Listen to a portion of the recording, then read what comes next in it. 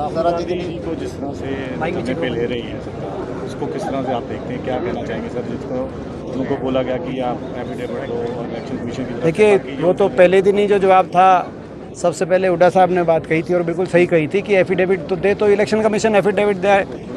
हरियाणा में ही दे दे election commission affidavit की नकली वोट नहीं मिली और वोट की चोरी नहीं हुई।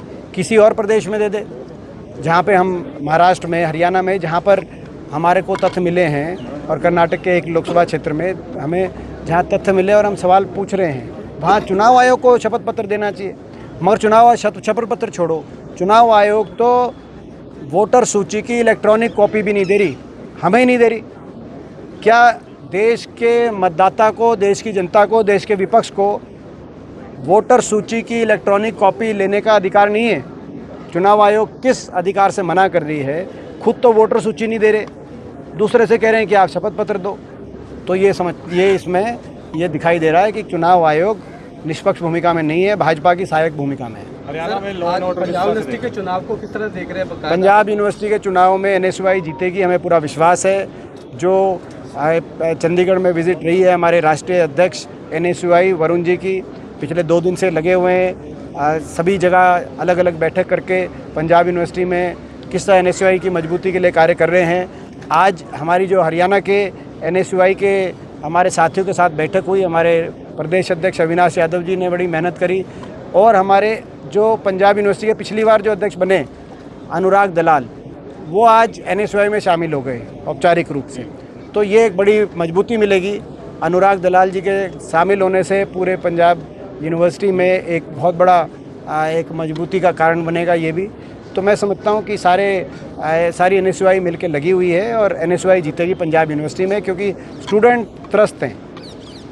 भाजपा की सरकारों से सबसे ज़्यादा अगर विरोध की चिंगारी कहीं देखने में मिल रही है तो छात्रों में मिल रही है। लॉ एंड ऑर्डर को किस तरह से देखते हैं? जिस तरह से पीछे हरियाणा में वीडियो का कत्ल हुआ, इस तरह से केस आए, हरियाणा के अंदर कानून व्यवस्था गायब है, मुख्यमंत्री जी का नाम नायब है। तो नहीं, ये आप हंस रहे हैं, लेकिन यही है, कानून व्यवस्था गायब है, मुख्यमंत्री जी का नाम नायब है। ये स्थिति होगी हरियाणा में। आज आप देखें, केंद्र सरकार के आंकड़े बता रहे हैं कि कानून व्यवस्था में हरियाणा की स्थिति सबसे गंभीर है, और मर्डर में देश में नंबर 1, फिरौतियों में देश में नंबर 1, नशे के मामलों के इजाफे में देश में नंबर 1, महिलाओं के ऊपर अपराध में देश में नंबर 1, बहन बेटियों क्या बुरा हाल है, किस तरह ओपन फायरिंग हो रही है हरियाणा के अंदर, किस तरह गैंग और संगठित अपराध यानी कि गैंगस्टर किस तरीके से जेलों से, विदेशों से फिरौतियाँ मांग रहे हैं, और कोई नियंत्रण नहीं है इस सरकार का।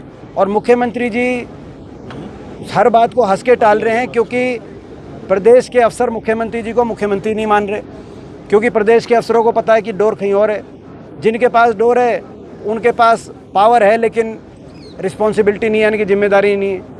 ये स्थिति हो गई है हरियाणा प्रदेश में, और आज हरियाणा प्रदेश की कानून व्यवस्था इसीलिए चौपट हुई है। हमारे विधायकों ने, विधायक दल ने बड़े मजबूती से मुद्दे को उठाया विधानसभा में, और हमने भी लोकसभा में इस पर नोटिस दिया था, हम सभी सांसदों ने मिलके, लेकिन इस मुद्दे को हम उठाते रहेंगे। विधानसभा में जिस तरह से ऑपोजिशन के साथ रवैया है, आप किस तरह से देखते हैं? सवाल नहीं ले रहे हो, आज 6 घंटे चलने के बाद फिर उसके बाद शाम को। देखिए, हरियाणा में मैंने पहले कहा था, ये सरकार विपक्ष को हल्के में ना ले। ये टक्कर का विपक्ष है, वोट चोरी करके, यंत्र मंत्र तंत्र का प्रयोग करके मात्र 0.5% वोट, 22,000 वोट से ये सरकार के अंतर से सरकार बनी है।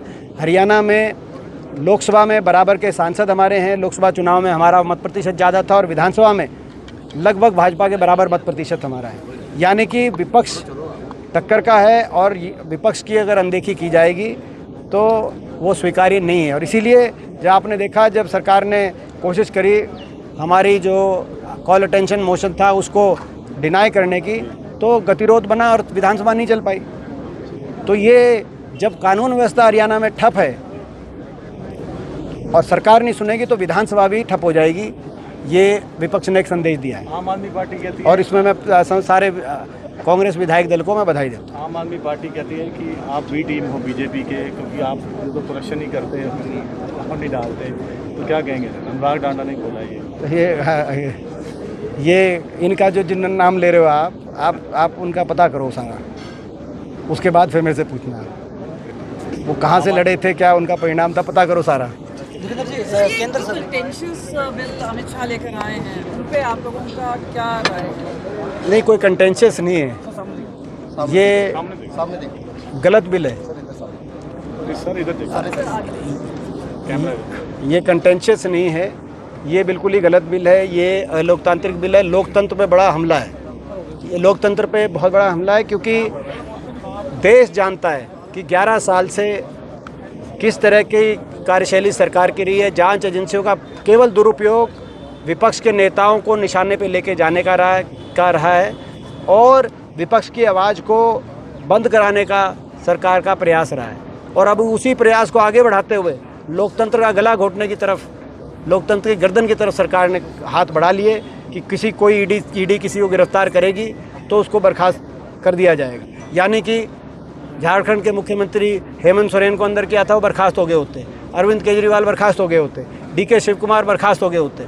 तो यानी कि विपक्ष को देखना नहीं चाहती है सरकार, और इसीलिए ये अस्वीकार्य है। इस बिल को का पूरी तरह से विरोध करेंगे, इसको हम पारित नहीं होने देंगे। सर SIR के बारे में अगर बताएंगे कि क्या आपको लगता है कि क्या वोट चोरी की बात लगातार राहुल गांधी भी करते आ रहे हैं, अब बिहार में चुनाव होने वाले हैं, कितना आप देख रहे हैं कि उसका एक असर है ये SIR के?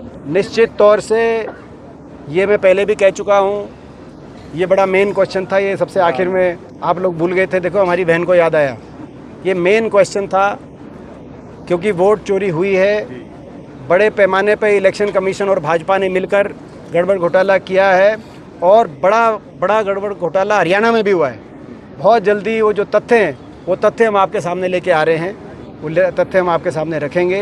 हरियाणा के अंदर भी बहुत बड़ी स्तर पर इस तरह की जो है वोट के मामले में यंत्र मंत्र तंत्र के प्रयोग से, वोट चोरी के माध्यम से, ये वोट चोरी नहीं सत्ता चोरी हुई है। हरियाणा के लोगों की जन भावना को धोखा देते हुए सरकार बनाने का काम इन्होंने किया है। राहुल गांधी की यात्रा के ऊपर सवाल उठा रहे हैं। यार